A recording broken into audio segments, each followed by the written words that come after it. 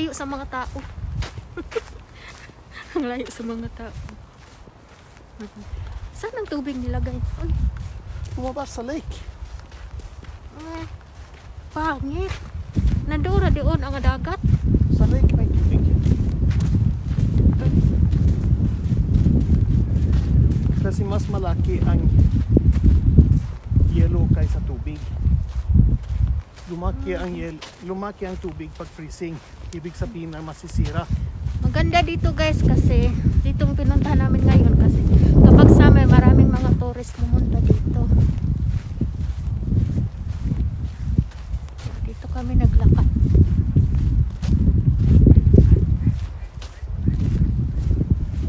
Akala ko may tubig.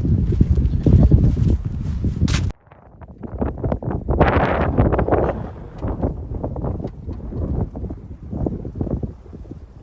Kapag summer guys, maraming tubig dito.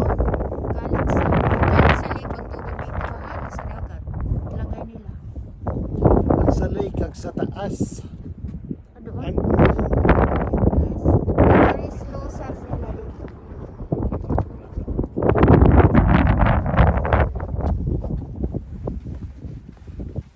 Di pa kita mahulog dito. Yan maganda dito guys kapag summer.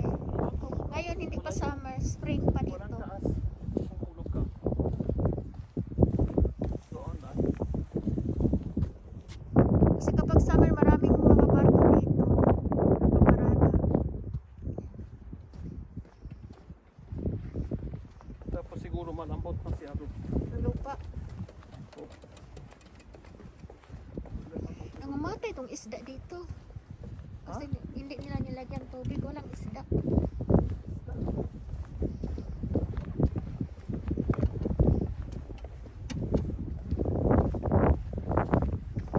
No, free wifi. Free daw wifi dito.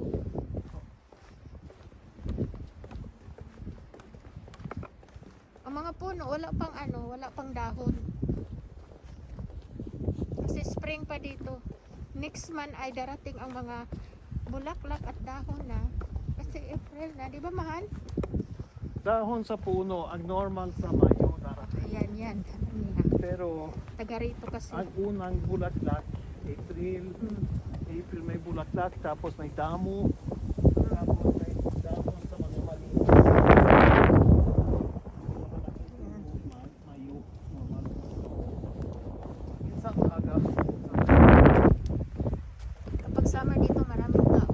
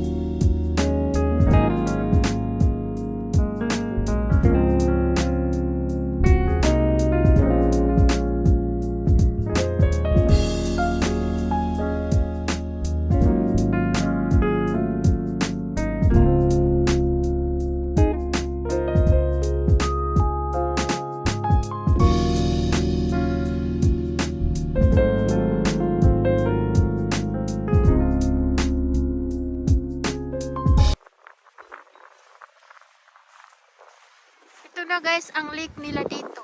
Parang dagat yung lake nila dito guys. Yan, yun ang lake nila dito.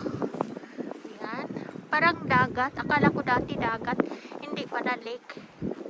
Uy. Nag-snow pa dito, mahal oh. May snow pa, ice. Hindi pa tunaw. Ha?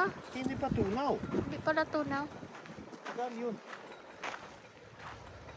Yan. Next week wala ito. Ito na.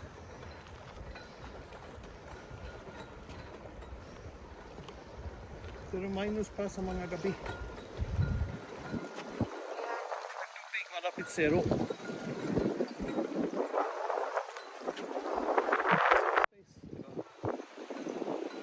Speed mo sa summer. May mga barko dito darating gabi. Akala ko dito dati Hindi pwede dagat, hindi pala dagat, lake pala. Lalaki.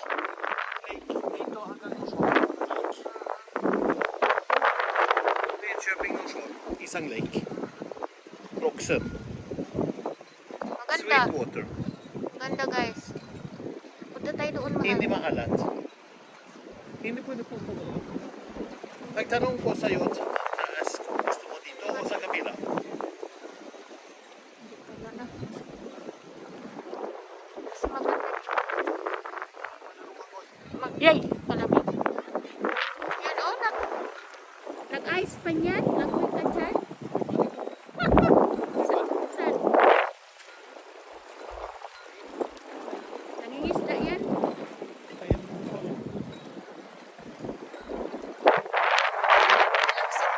Relaxing. Ka-relax ka dito. Ayan, araw.